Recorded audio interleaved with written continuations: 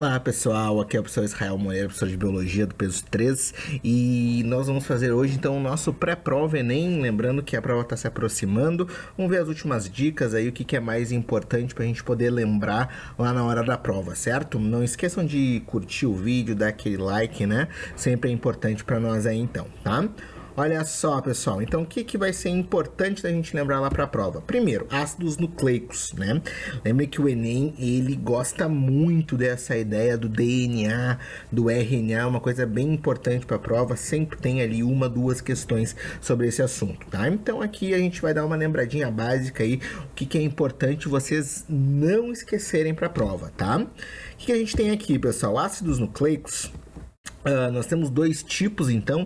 Lembrem que nós temos o nosso DNA e nós temos o RNA, tá? O DNA chamado ácido desoxirribonucleico, enquanto que o RNA é o ácido ribonucleico, tá?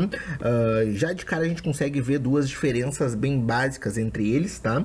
A primeira delas é que o nosso DNA, ele tem dois ladinhos, estão vendo? A gente diz que ele é uma dupla fita, então ele tem dois lados que são complementares, tá? Enquanto que o nosso RNA tem apenas um lado, nós dizemos que o nosso RNA é uma fita simples, tá? Outra coisa importante, percebam que o nosso DNA, ele acaba se enrolando, tendo esse formato que nós chamamos de helicoidal, né?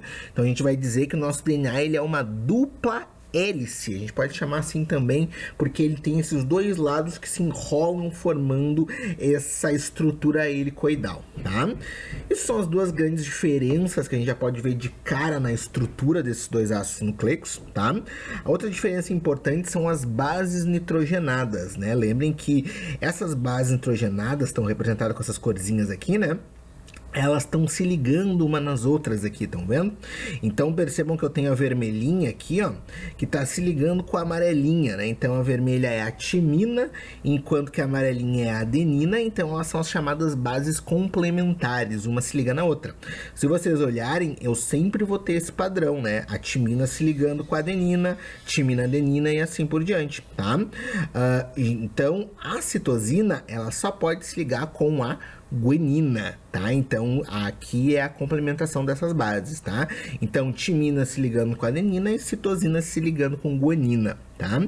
Percebam que quando eu estou analisando as bases no RNA, primeiro, não precisa ter complementação, né? Porque é uma fita simples no nosso RNA, tá? E a outra coisa importante é isso daqui, ó. Percebam que nós não temos a timina no RNA, tá? O nosso RNA, ele vai apresentar uma outra base chamada de uracila. Isso vai ser importante, tá? Então, lembrem que quando vocês olharem isso na prova, eles podem fazer um esqueminha para vocês e o que vai representar esse esquema são as letrinhas ali, né? Então, o T de timina, o C, o A, o G, né? Se vocês encontrarem um U ali, né? A letrinha U, vocês estão vendo um RNA, porque ali é onde eu vou ter a minha uracila, tá? Então, lembrem disso, eu não encontro uracila no DNA, tá, pessoal? Então, se tem uracila, é RNA, tá? Outra diferença importante desses dois tá aqui, tá? É na função que esses dois ácidos nucleicos vão ter, tá? Lembrem que o nosso DNA, ele vai ter a função unicamente de armazenar informação. Essa é a função do DNA. Ele tem genes nesse DNA e esses genes armazenam informações, né, sobre, enfim, as características do nosso organismo, tá? O que é importante aqui, pessoal? Isso daqui é o que nós chamamos de dogma central da biologia, né? Então, são os três processos a qual os ácidos nucleicos estão envolvidos, tá? Então, o primeiro processo aqui é a replicação do DNA. Então, esse processo está envolvendo unicamente o DNA.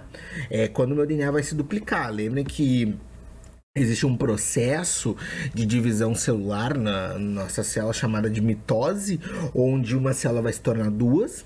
Nesse momento que uma célula vai se tornar duas, eu preciso ter ali uma divisão entre elas, né? Eu vou ter que dividir o material genético. Então, a grande questão é o seguinte, eu na mitose, uma célula vai gerar duas exatamente iguais à primeira. Então, o que acontece ali é que eu tenho que ter uma multiplicação do meu material genético, eu tenho que duplicar esse material genético para que eu possa dar um para cada nova célula, tá? E aí, então, entra o processo de replicação do DNA, né? Esse processo é unicamente o DNA, para eu poder duplicar esse meu material genético. Eu vou ficar com duas cópias do meu DNA, vou passar uma cópia para cada nova célula que eu fizer, tá? Importante lembrar que esse processo de replicação do DNA, nós vamos dizer que ele é um processo semi-conservativo, tá? Semi-conservativo porque eu sempre vou conservar um lado de uma fita nova, né? Fazer uma fita nova e um lado de uma fita antiga. Então, você tem que imaginar que o meu DNA ele tá assim, ele vai se abrir, esse lado antigo eu vou formar um novo para ele, e esse lado de baixo aqui eu vou formar um novo para ele. E aí eu vou ter duas novas fitas, por isso esse processo semi-conservativo, isso é importante lembrar, tá? Outra coisa é agora envolvendo o RNA. Tá? Lembra que o nosso RNA, diferente do DNA, que tem unicamente a função de armazenar informação, o RNA vai ter três funções diferentes, tá? Todas essas três funções, você tem que lembrar que elas são todas envolvidas no processo de produção de proteínas. Tudo vai ser importante para produzir proteínas, mas em etapas diferentes dessa produção, tá? Então, por exemplo, nós temos uma função do RNA que é o RNA mensageiro, tá? O RNA mensageiro, ele é aquele que contém a receita da minha proteína, tá? Nós temos o RNA ribossômico, que é aquele que forma o ribossomo. Lembra que o ribossomo é no caso, a organela proteica que vai ser responsável por ler o RNA e produzir a minha proteína, tá? E nós temos ainda o RNA transportador, que é aquele que vai levar os aminoácidos até o ribossomo para que lá eu possa produzir a minha proteína. Então percebam que eu tenho três funções diferentes do meu RNA. Um deles que armazena de certa forma a informação, que é o RNA mensageiro, que tem a receita da proteína. O RNA ribossômico, que ajuda na construção da proteína, e o RNA transportador, que transporta aminoácidos até o ribossomo para que eu possa produzir a minha proteína, tá? Essas três funções do RNA, elas são divididas então nesses três tipos de RNA: o RNA ribossômico, o RNA transportador e o RNA mensageiro, tá? Outra coisa importante é que lembrem que todos os tipos de RNA, não importa qual seja, eles vão ser produzidos num processo chamado de transcrição, tá? Então, esse processo de transcrição é como se eu estivesse fazendo uma cópia do meu DNA, tá? Eu tenho o meu DNA, eu vou copiar aquele trecho que eu quero, que é, no caso, o trecho do gene, e essa cópia que eu tô fazendo do meu DNA é feita de RNA, é como se eu estivesse tirando um xerox. Eu tenho o original, a minha foto original ali, que seria o meu DNA, e eu tiro uma cópia dessa foto, né? Então aí eu teria o meu RNA para fazer essa cópia aí, né? O processo de transcrição é que vai realizar o RNA, tá? Depois, quando esses RNAs já estão transcritos, RNA ribossômico, RNA transportador, RNA mensageiro, enfim, aí eu vou ter a síntese da proteína propriamente dita, tá? Quando eu for produzir a proteína propriamente dita, aí a gente vai ter o processo chamado de tradução, tá? Então, tradução é quando o ribossomo ele lê o RNA mensageiro, o RNA transportador leva aminoácidos, ele junta tudo isso e forma a minha proteína, tá? Aí, então, nós temos o processo de tradução. Então, lembrando, né? Replicação é o processo que envolve unicamente DNA. Transcrição é aquele processo onde eu vou usar o meu DNA como molde para produzir um RNA, então fazer uma cópia desse meu DNA, e o processo de tradução, que é quando eu vou basicamente então ler o meu RNA mensageiro e produzir a minha proteína, tá? Lembrem disso, pessoal, bem importante essa partezinha, o Enem gosta bastante. E só para mencionar para vocês um pouquinho sobre essas 3 técnicas, que é a engenharia genética, uma coisa que o Enem antigamente até cobrava bem mais do que tem cobrado hoje em dia, tá? Lembrem que a engenharia genética, basicamente, são todas essas técnicas, digamos, modernas, digamos assim, que vão, de alguma forma, estar mexendo com os nossos genes, com o DNA dos seres vivos, enfim. Não, por isso, engenharia, né? O cara vai estar montando ali, de certa forma, um DNA como eu desejar, tá? A transgenia é uma das técnicas que o Enem mais cobra, né? Lembrem que os transgênicos, os alimentos transgênicos, o milho transgênico, soja transgênica, enfim.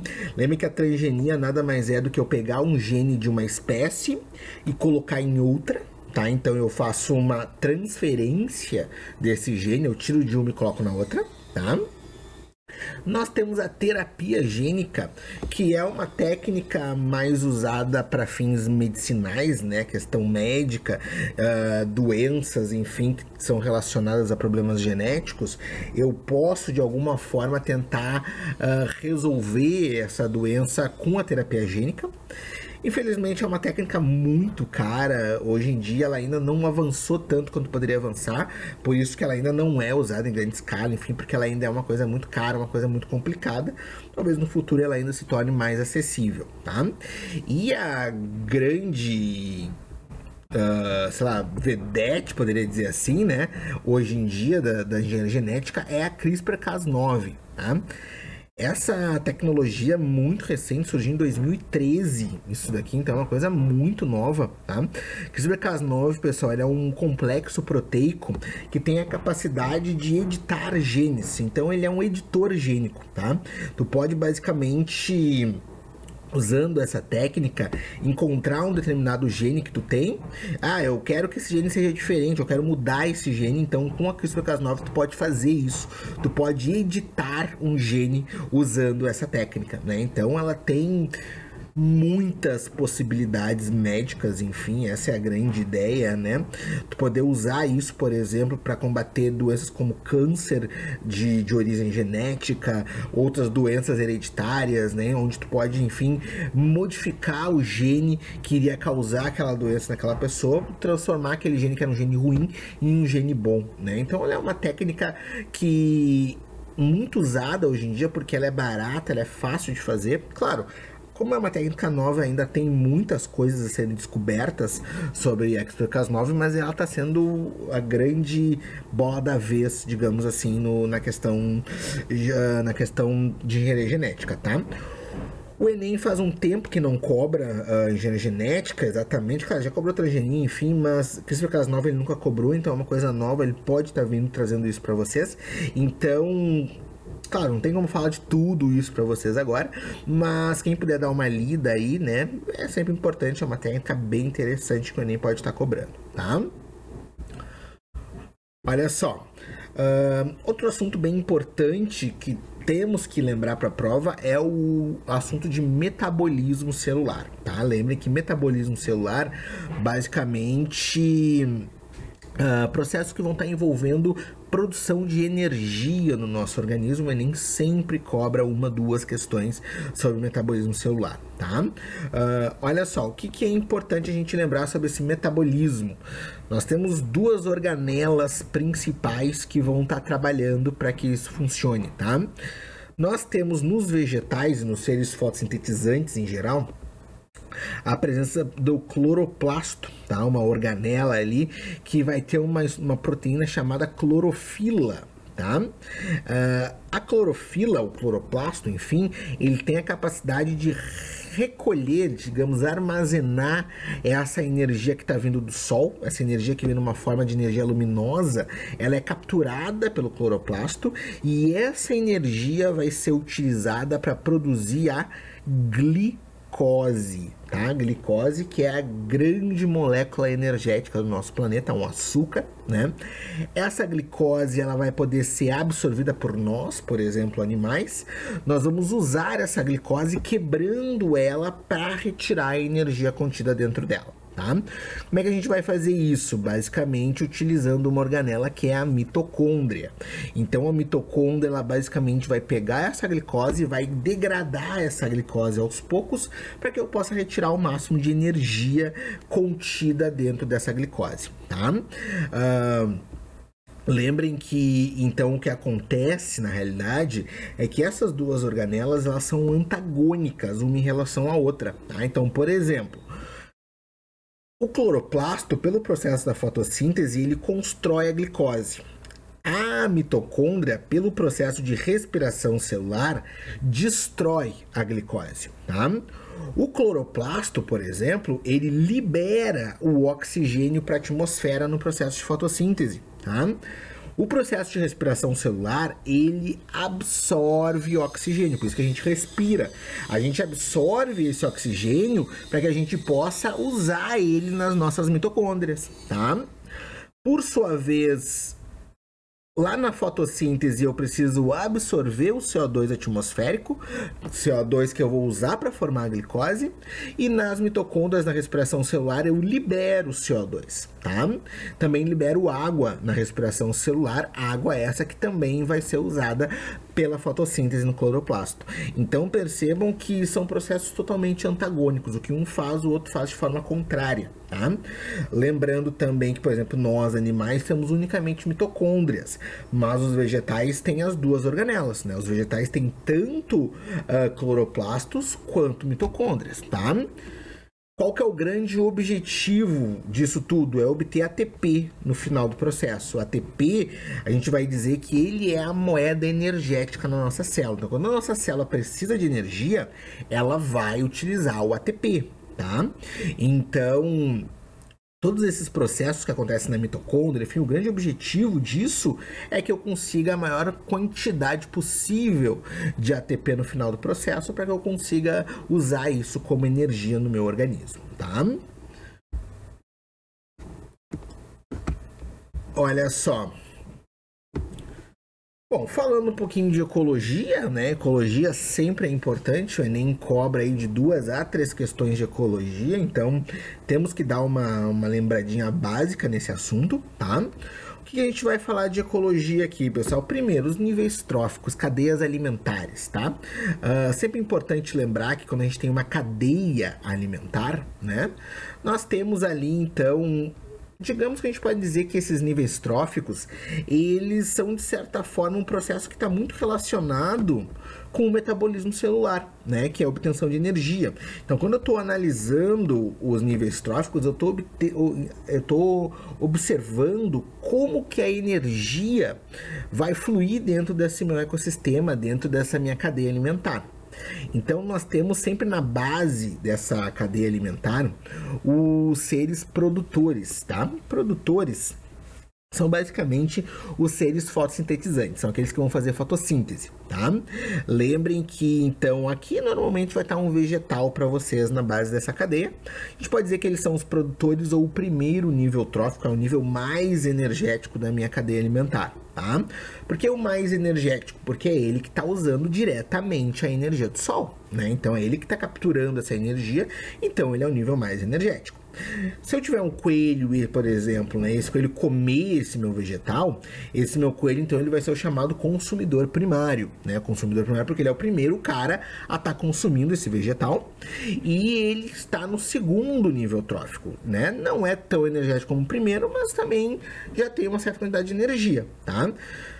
Por que esse segundo nível é menos energético que o primeiro? Porque você tem que imaginar que esse vegetal, ele absorveu a energia do sol, mas ele usou essa energia para ele, tá? Ele usou energia para várias coisas, ele perdeu energia em forma de calor. Quer dizer que aquela energia que esse vegetal absorveu, quando esse meu coelho comer esse meu vegetal, ele não vai usar toda essa energia, porque essa energia se perdeu, né? Então esse coelho ele vai receber uma quantidade menor de energia.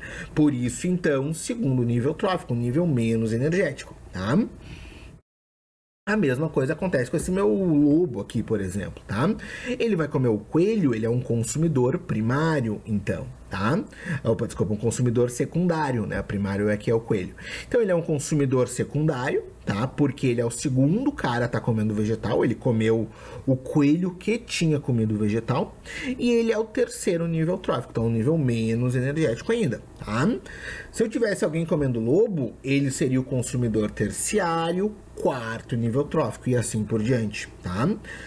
Normalmente, numa cadeia alimentar, eu vou até o quinto nível trófico, tá?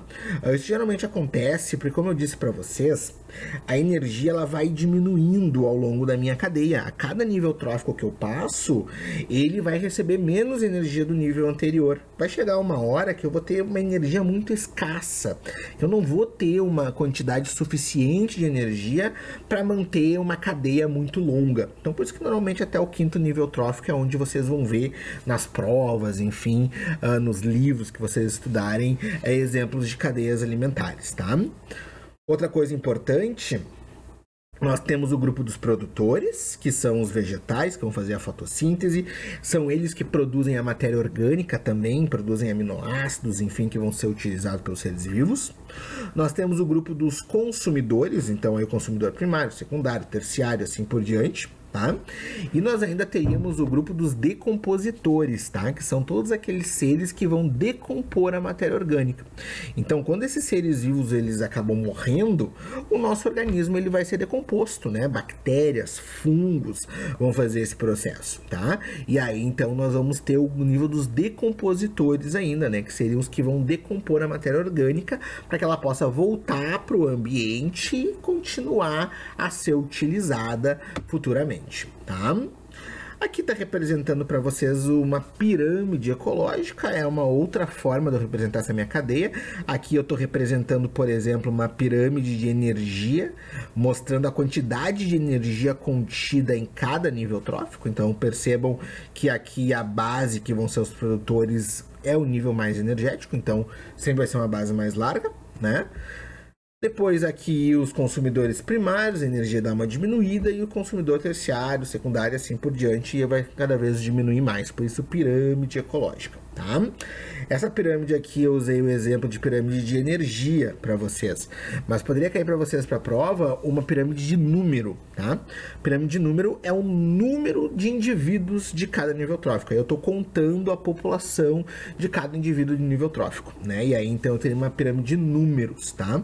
Aí, sei lá, tipo 300 mil vegetais, 100 mil insetos, 50, sei lá, ratos, né? Então, é o número de indivíduos dessa população que está em cada nível trófico, tá? E tem uma curiosidade, uma coisa importante de lembrar, é que a pirâmide de número no ambiente marinho, ela é invertida, tá? Ela basicamente vai estar invertida porque eu sempre tenho um número menor de produtores do que consumidores secundários. Então ela sempre vai ser assim na base e depois ela volta ao normal, tá? Mas só no ambiente marinho, tá? Que é importante dar uma lembrada que o Enem pode cobrar de vocês. Outra coisa importante que o Enem sempre cobra são os ciclos, né? Aqui principalmente o ciclo do carbono, oxigênio e o ciclo do nitrogênio. São os três principais ciclos que a gente tem que dar uma lembrada lá para a prova, tá?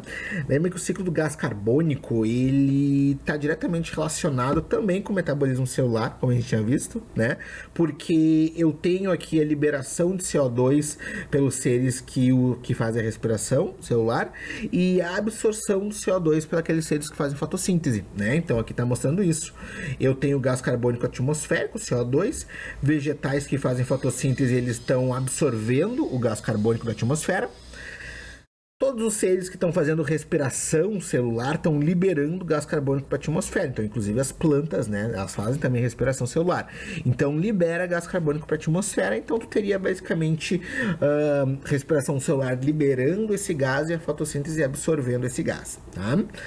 Uma coisa que o Enem sempre pode mencionar para vocês é a questão dos impactos ambientais relacionados ao ciclo do gás carbônico.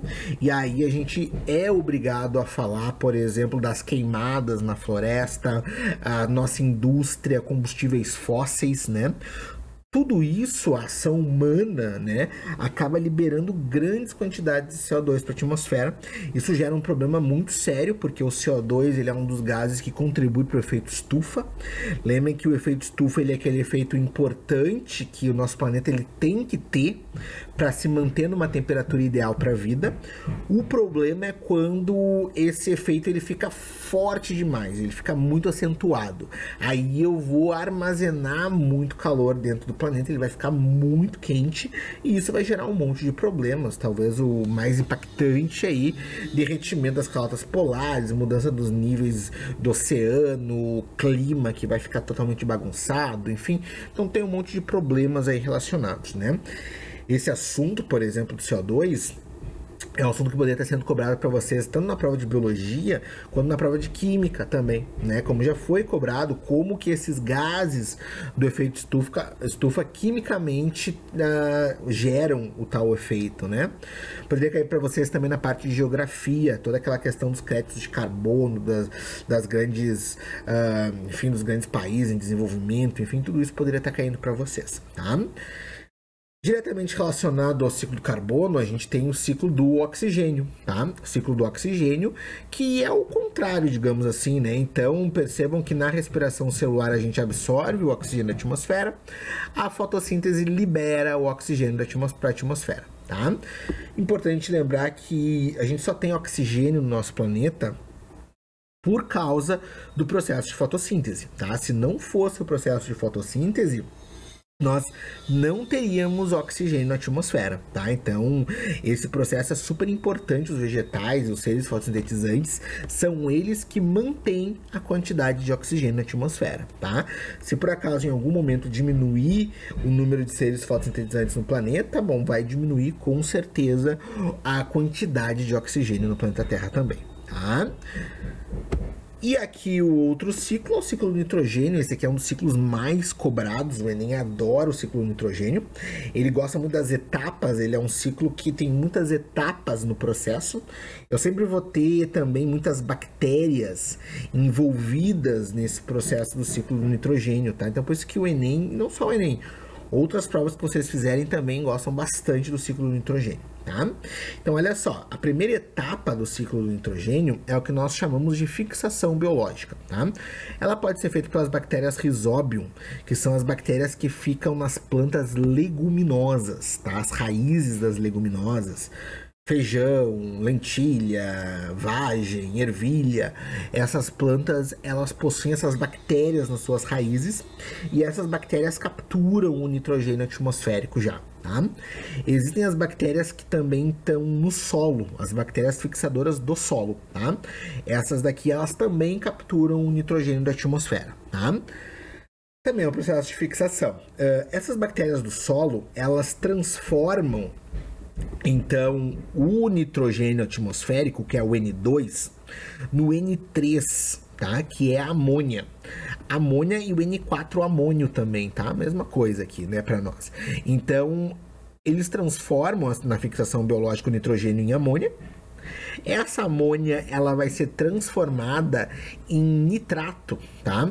Através de outro grupo de bactérias que são as nitrossomonas, tá? Bactérias que ficam no solo também. Essas nitrossomonas, então, elas vão fazer o processo de nitrosação, tá? Por sua vez, eu tendo nitrato livre no meu ambiente, eu posso pegar esse nitrato e transformar em nitrito, tá? Aí eu vou ter... Opa, desculpa, me inverti, tá? Esse daqui é o nitrito, o NO2, então a nitrosação eu transformo amônia em nitrito, tá? E a nitração eu pego o nitrito e transformo em nitrato, que é o O3, tá? Quimicamente falando ali, né? Então, o nitrato, ele é a forma utilizável pelos seres vivos, tá? Então, quando eu tenho nitrogênio chegando na forma de nitrato, ele pode ser absorvido pelas plantas e aí ele vai ser utilizado na produção de aminoácidos, DNA, enfim, tudo que é preciso, tá?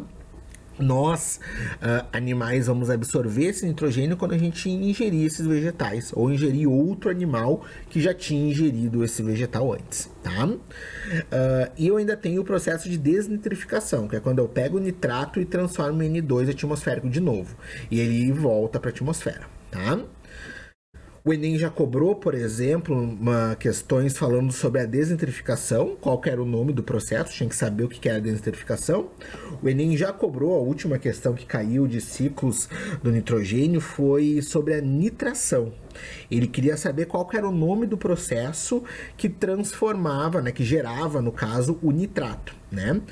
O nitrato, pessoal, que também é utilizado como fertilizante, porque é o que as plantas usam, mas também utilizado como matéria-prima para fazer explosivos, né?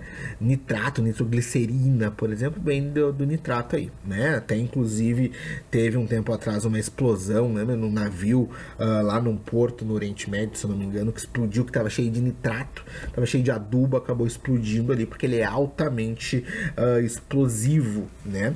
O nitrato, tá? Lembrem disso, pessoal. Então, o ciclo do nitrogênio é uma coisa que o Enem sempre adora cobrar, tá? Lembre dessas etapas. A maioria das vezes o Enem ele vai buscar ver se vocês entendem o nome de cada etapa e o que está acontecendo em cada etapa, tá? E para finalizar aqui o nosso pré-prova, falar para vocês sobre imunização, uma coisa que o Enem sempre cobra, uma questãozinha de vacinas, coisas e tal, então é interessante a gente lembrar um pouquinho disso, tá? Lembre que nós temos dois tipos de imunização, a imunização ativa e a imunização passiva, tá?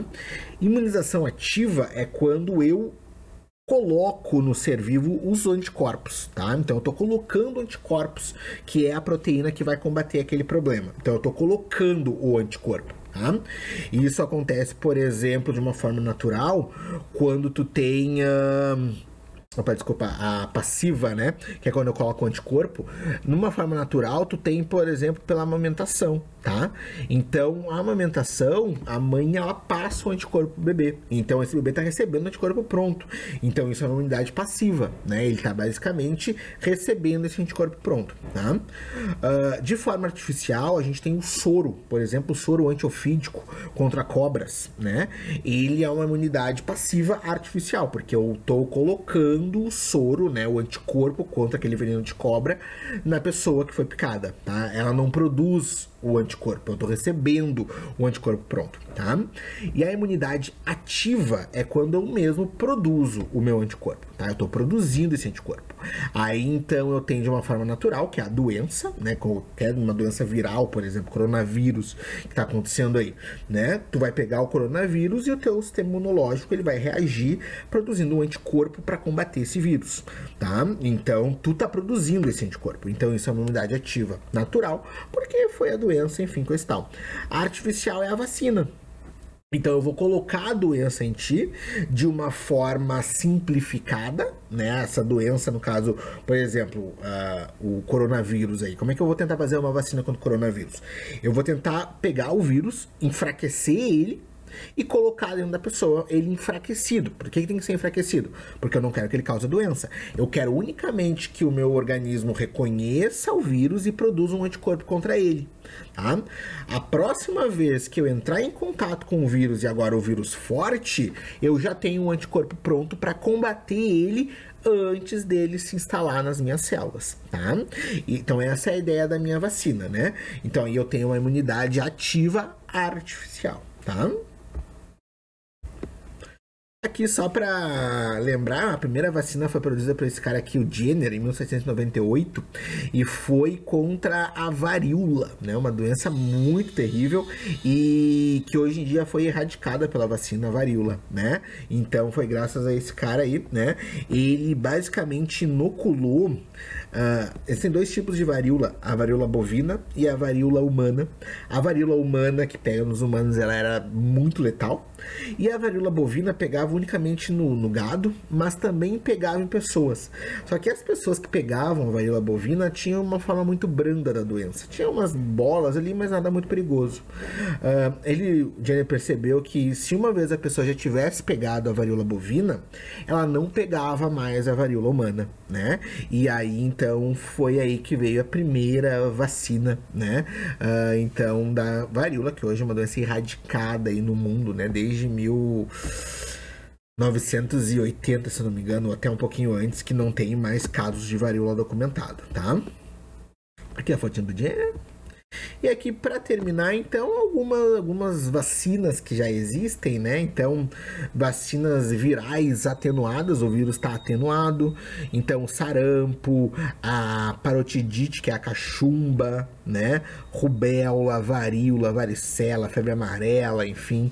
Então, vacinas virais. Existem também vacinas bacterianas atenuadas, tá? Tuberculose, a febre tifoide. Por exemplo, essa daqui que a gente tem bastante, que tem essa cicatriz. Essa daqui é a vacina da tuberculose, ela é atenuada, é a bactéria que é colocada da tuberculose, só que é uma bactéria enfraquecida, né? Nós temos aqui bactérias, vírus inteiros, enfim, mas daí eles estão inativados. O vírus não vai causar doença em ti, tá? Ele está totalmente inativado, então ele não é capaz de causar doença. Então aqui tem a poliomielite, hepatite A, raiva, gripe, né? A gente tem aqui também bacterianas, tosse convulsa, né? Febre tifoide, cólera, peste também, tá? E aqui existem também vacinas onde tu tem apenas frações do cara que causa a doença. Então, ele não tá funcional, eu pego um pedaço dele e coloco na pessoa, né? Então, ele tem hepatite B, tu tem sei lá, tosse convulsa, cólera, né? Tu tem aqui e várias outras, né? Então, pneumococa, meningococcus, né? Para as meningites, enfim. Então, tem um monte de vacinas aí, tá? Lembrem que o Enem, ele sempre cobra alguma coisa de vacina, e o interessante aqui é lembrar da ideia de como que funciona a vacina a maioria das vezes, tá? Então, caiu, acho que na última prova, uma questão sobre a esquistossomose, falava do verme, coisa e tal, mas na realidade era sobre a vacina que ele queria saber, como que funciona a vacina, tá? Então, lembrem disso, o Enem gosta bastante desse assunto. Aqui a questão do soro, né? Só pra gente terminar, então. Lembra que o soro normalmente ele é feito do cavalo. Então, por exemplo, soro antiofídico da cobra. Eu coloco o veneno da cobra no cavalo, ele vai produzir os anticorpos. Eu retiro os anticorpos do cavalo e coloco na pessoa que foi picada, né? Percebam que a pessoa não produziu os seus anticorpos, ela recebeu o anticorpo pronto, tá? E aqui algumas cobras aí que causam problemas aqui no Rio Grande do Sul, né, e no Brasil todo, enfim, a cobra coral, cascavel, surucucu, jararaca, enfim, são algumas cobras aí que no Brasil geram alguns problemas, certo? Então tá, pessoal, espero que esse pré-prova ajude vocês lá na hora da prova, tá? Lembrem dessas dicas que com certeza vai ter alguma coisa disso que eu falei pra vocês lá na hora, tá? É isso, não esqueçam de curtir, né, dar o joinha aí pra nós, nos curtir nas redes sociais, isso vai nos ajudar bastante então também, certo? Tchau, tchau, grande abraço pra vocês.